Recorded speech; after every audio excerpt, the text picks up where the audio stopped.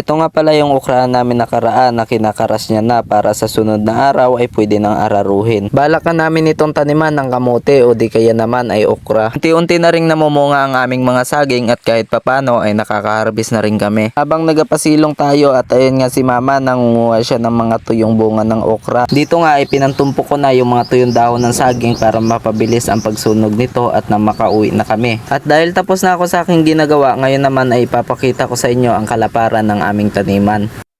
For today's video nga po pala ay schedule namin maglinis dito sa aming taniman. Minsan lang din ako nakakapag-upload ng video dahil nung mga nagdaang linggo ay wala pa na ang trabaho dito sa farm. Pero this time asahan nyo na po na sunod-sunod na ang ating upload. Dahil tuloy-tuloy na ang aming trabaho dito sa bukid kaya tuloy-tuloy na rin ang aking pagbablog. Dahil may sakit pa ang kalabaw namin at hindi pa pwede pwersahin sa trabaho ay kumuha na lang kami na mag-araro dito sa aming basakan. Kahit dalawa lang ang nagtrabaho nito ay ang lapad na ng kanilang naararo sa loob ng isang araw. Ang ginawa ko nga ngayong araw ay naglinis muna ako ng puno ng mga saging at habang si Papa ay nagkakaras. Ito nga pala yung ukrahan namin nakaraan na kinakaras niya na para sa sunod na araw ay pwede nang araruhin. Balakan namin itong taniman ng kamote o di kaya naman ay okra. At dahil nga malapad ang area na ito kaya balak namin sa ibang area ay taniman namin ng sitaw o di kaya naman ay sili. Hindi na muna kami tatanim ng palay dahil papunta na rin sa tag-init at malaki ang gastos kumpara sa gulay. Mahal din kasi ang gulay kapag tag-init at hindi kailangan na maraming tubig. Kaya nga napag-isip-isip namin na siguro ay gulay na lang talaga ang itanim namin dito sa aming basakan. Unti-unti na ring namumunga ang aming mga saging at kahit papano ay nakaka-harvest na rin kami. At dahil tanghali na kaya nagpasilong muna tayo dito sa puno ng saging. Buti na lang talaga medyo mahangin at nababawasan yung init ng panahon. Habang nagapasilong tayo at ayun nga si mama nangunguha siya ng mga tuyong bunga ng okra. Kaya maya lang matapos niyang pitasin lahat ay umuwi na rin kami sa bahay at makapahinga na. Ganito nga pala ang tubig ng kanal dito sa amin, kahit sa lupa lang dumadaan ay sobrang linaw. At ang tubig na ito ay nanggaling pa sa mismong dam kaya pwede rin itong panligo at panlaba.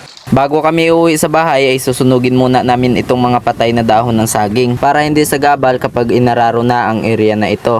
Pagtapos nga naming sunugin itong mga tuyong dahon ng saging ay uuwi na kami para makakain at makapahinga. Dito nga ay pinantumpok ko na yung mga tuyong dahon ng saging para mapabilis ang pagsunog nito at na makauwi na kami. At dahil tapos na ako sa aking ginagawa, ngayon naman ay ipapakita ko sa inyo ang kalaparan ng aming taniman. 3 hektarya nga itong aming taniman pero nasa 1 hektarya pa lang ang aming nalinisan. Wala din kasi kaming pera na pang finance para mataniman lahat. Natapos din ng kalating araw na trabaho at ito may dala akong kahoy na panggatong namin mamaya. Ito nga pala yung daanan papunta sa amin. Sobrang ganda talaga tignan. Hanggang dito na lang po muna ang aking vlog. Sa mga patuloy na sumusuporta at nanonood, maraming salamat po at hanggang sa muli. Paalam!